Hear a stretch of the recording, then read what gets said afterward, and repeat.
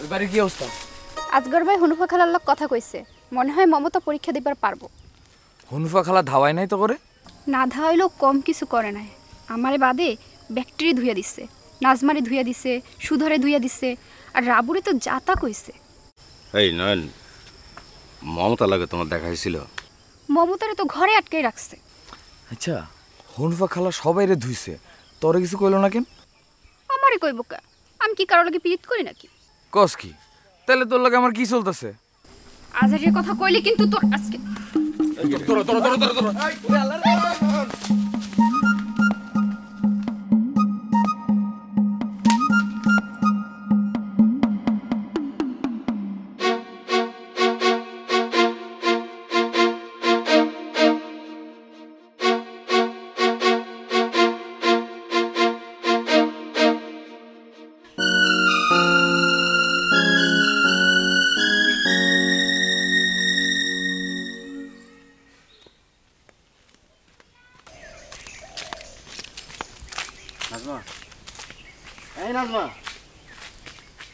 আমার বাড়ির ত্রিসীমানায় যাতে তোমার আর না দেখি, তোমার লগে কোনো কথা নেই, আমার কোনো কথা নেই।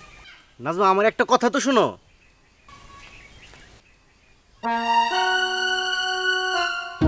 কেমনটা লাগে? এমনটা করলে কেমনটা লাগে?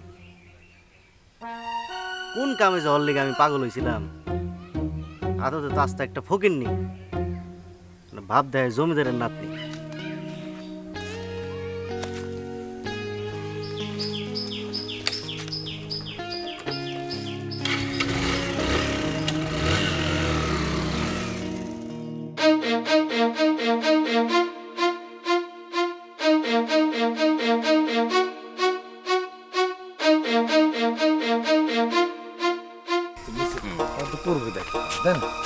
কি হয়েছে? হনুফা খালার বাড়ির পাশে চা দেখছস?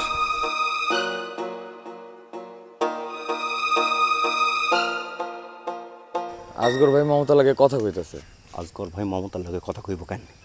আরে কথা কইছে তো কি হয়েছে? সে তো তার দায়িত্ব নিয়েই আইছে। ওই হনুফা বেগম আমারে তোরে কি মমতার লগে কথা কইতে দিব?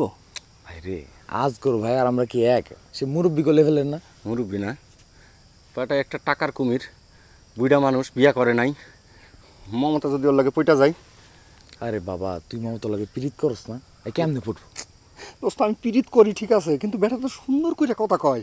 মমতা পইটা গেলে? ওইটা গেলে আর কি করবি? আঙ্গুল চুষবি। এই, এটা কি কস তুই? মমতা যদি পইটা যায় তাহলে তো আমি খুন হবো। এত যুদ্ধ, এত লড়াই, তাহলে কার লেগে করলাম?